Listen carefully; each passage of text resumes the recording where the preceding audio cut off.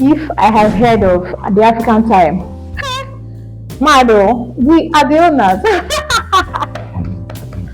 If you are looking for anything African time mentality, come to Africa. That's the origin. I don't even know how it started, but I just know that we grew up and then we started hearing about African time mentality. And what comes to mind? African time mentality is that cliche or the scenario that comes to play when you're invited for an event or you have a program for, say, 1 p.m. and then people show up 4 p.m. or you show up 3, 4 p.m. That's the African time mentality. Hi, hello, bonjour, good morning, ça va, bawoni. Okay, so hi guys, and you're welcome back to my channel. This is Tchi-bazz TV, and oh, Merry Christmas to you. I don't know if I should call this a vlogmas or okay, so let's do this. Okay, today I'm here to talk about something that has become a norm in African countries. I will pay attention to Nigeria. African time mentality. And then you would also agree with me, like if you're in a band, let me say as an instrumentalist or a singer, once in a while you get invited for gigs like weddings, birthday celebrations, burials, naming ceremony and all that.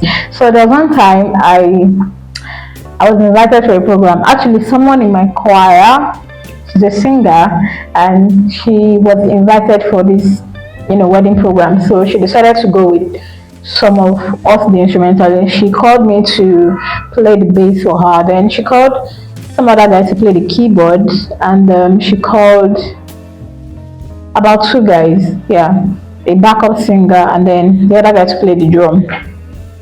So we got to the wedding venue. The wedding was supposed to be for 10 a.m. in the morning on Saturday, and we got there around 9:30. So we set up, arranged all our stuffs, and then we arranged all our stuffs, brought out the bass, everything. So we were waiting for the program to start. Okay, so we're waiting for the bride, the groom. So around 10, we didn't see the bride. We didn't see the groom. In fact, we could not even smell anything like wedding. So okay, well, maybe there was traffic or anything.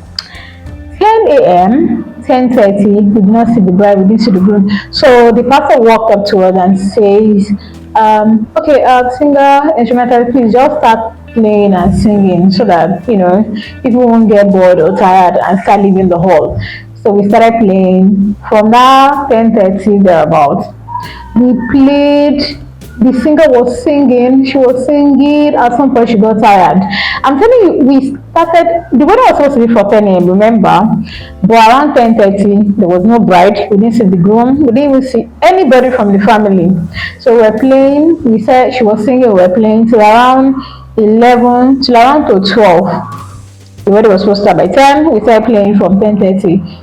11:30, around past 12, we were still singing. She was singing. I could feel that she was already tired. People were just sluggishly responding in church and all that.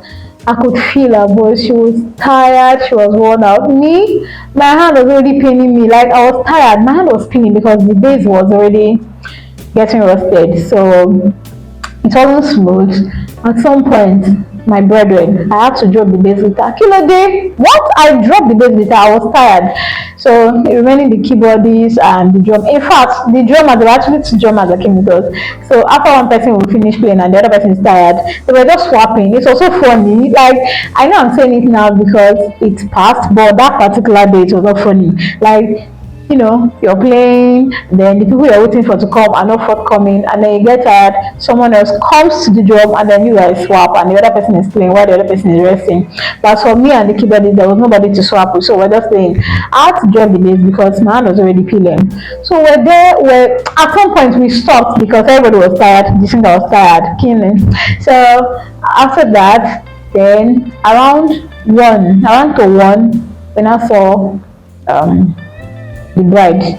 Yeah, we saw a car coming to drop the bride and the groom. Everybody, now wow. Should we would have shared that food that time now so that we'll have energy, no problem. So when they came, the pastor was angry. Everybody was already pissed, and The pastor was angry. Why would you do this? And you know, in some churches in Nigeria here, if you come late for your wedding, you're going to pay a particular fine. I don't know how much, but it depends on the church. I know some you pay 30K, 40,000 naira, 50,000, depending on the church. So the pastor was angry. He was not happy at all. Nobody would be happy in that kind of scenario. So like, you're going to pay the fine, da da da da da. Da. So after everything, when they settled, remember we've been playing for like almost 2 hours. So the pastor now came and said, okay, so we'll call on the praise and the worship team to lead us in praise and worship.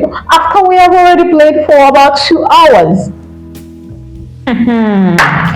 So we now started again. We now started praise, worship, and the praise was long because obviously the bride and the groom were not settled. They were trying to, put some things in place and all that. So after the whole thing, it was so tiring. Why am I sharing this story? I just read this story because there's this thing about not managing time that is really affecting we Africans. Okay, I won't even talk about any other country. I'll focus on Nigeria. And the truth is, time is money. Time is a resource.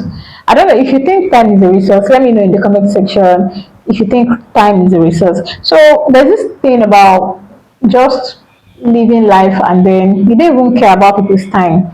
Someone invites you for a program or you invite people and then you tell them please come early so we can close early and then you're coming late, you're showing up late for your own event, someone invites you and then you're showing up late. I understand maybe if there's traffic or something, but this attitude of waiting and because there's already a cliche of African time, then you want to use it to carry on with your daily activities. I don't think it's a good thing. And sometimes I just wonder and I feel like time management should actually be a course in the university because the truth is so many people don't really know how to manage their time. So that was how my day went and the funniest thing is that they didn't even get to share the food on time after all the delay and everything. So let me know in the comment section how you think you manage your own time and what advice you would give for people to manage their time. Until I come your way next video, I remain your host on this channel. Bye. One love and compliments of the season.